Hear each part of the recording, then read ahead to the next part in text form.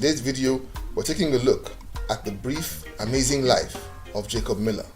When we scan over the life stories of most reggae greats, they are mostly remarkable tales of trials, setbacks, and victories. But the life of Jacob Killer Miller is something that would make for a great movie. It would be a story about a determined, super talented, funny, likable character who was more of a force of nature than a man. His becoming a musician seemed destined as he came from a musical family tree. His father, Sidney Elliott, was a famous singer, and he was the first cousin of British reggae star Maxi Priest, as well as the first cousin of American hip-hop star Heavy D. Endowed with a magnetic personality, endless energy, and unbelievable talent, he rose from humble beginnings to prominence as a larger-than-life hero and was one of the icons of 20th century reggae music. He was an artist that was loved by all and had something for everyone. He could be as militant as Peter Tosh on one hand and as playful as Ika Mouse on the other. But just before he could become a global superstar, he died at the age of 27, another sad addition to the ensemble of superstars who have died at that age. The story of Jacob Miller began on the 4th of May 1952 in the town of Mandeville in Jamaica. Born to single mom Joan Ashman after a brief relationship with musician Sidney Elliott. His mother noticed that music was in his blood when, as a toddler, he was always trying to make music, either by clapping his hands or drumming on any surface he could find. In search of greener pastures, his mother moved to America and sent him to stay with his aunt, who ran a hotel in Kingston on 21 Russell Road. He grew up with a fierce desire to become a successful musician, and even as a little boy, anyone with eyes could see that Jacob was determined to make it in life. In Kingston those days, if one wanted to become a singer, the first place that would come to mind was the great Studio One, owned by the legendary Coxsone Dodd. Jacob Miller used to hang around the studio as a 15-year-old and attached himself to then upcoming singer Al Campbell. He eventually got the chance to record a few songs at Studio One in 1968, including the song Love is the Message.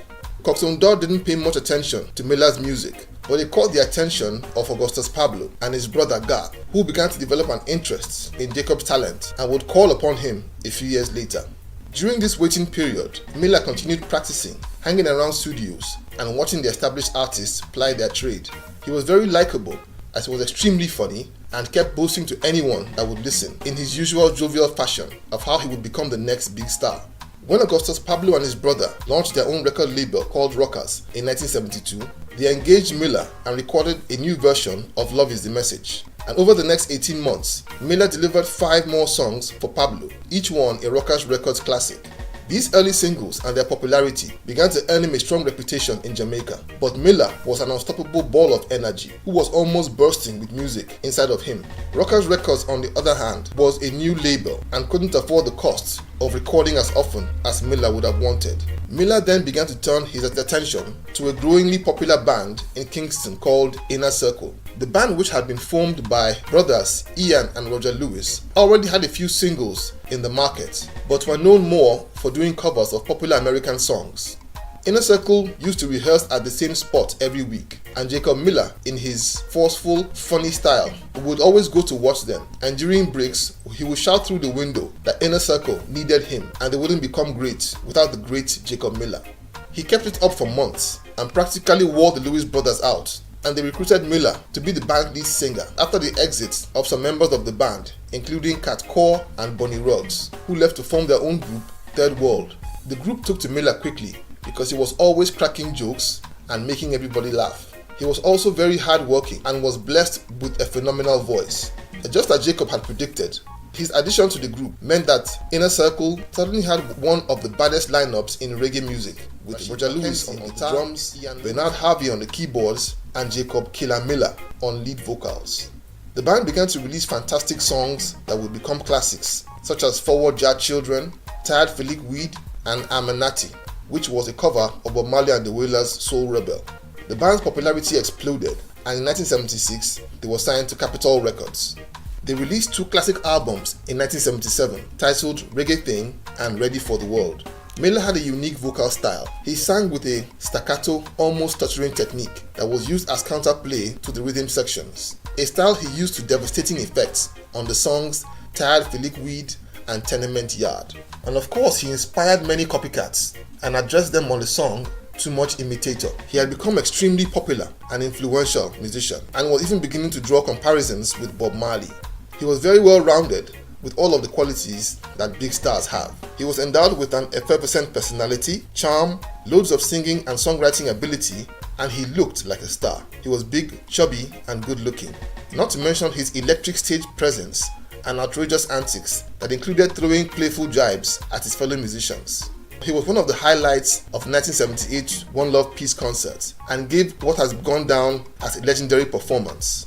His larger-than-life antics had him grab a police inspector's hat and wear it while performing on stage with a gigantic spliff in his hand, of course to the delight of the crowd.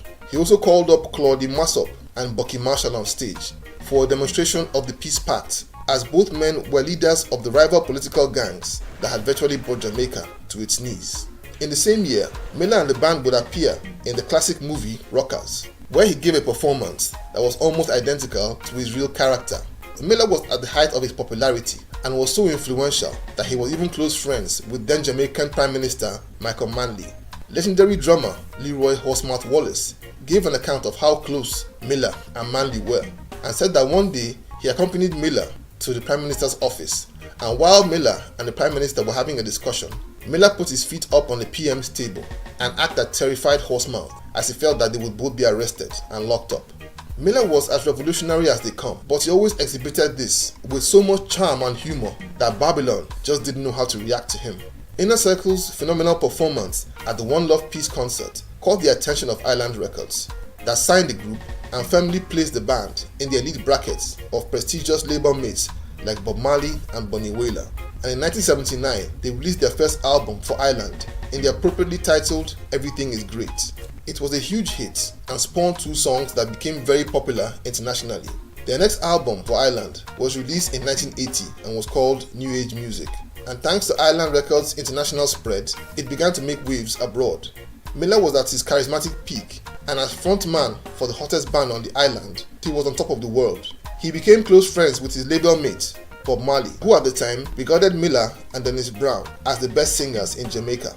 After completing a string of shows in Europe, Miller traveled to Brazil with Island Records boss Chris Blackwell, and Bob Marley returned to Jamaica on Friday the 21st of March 1980.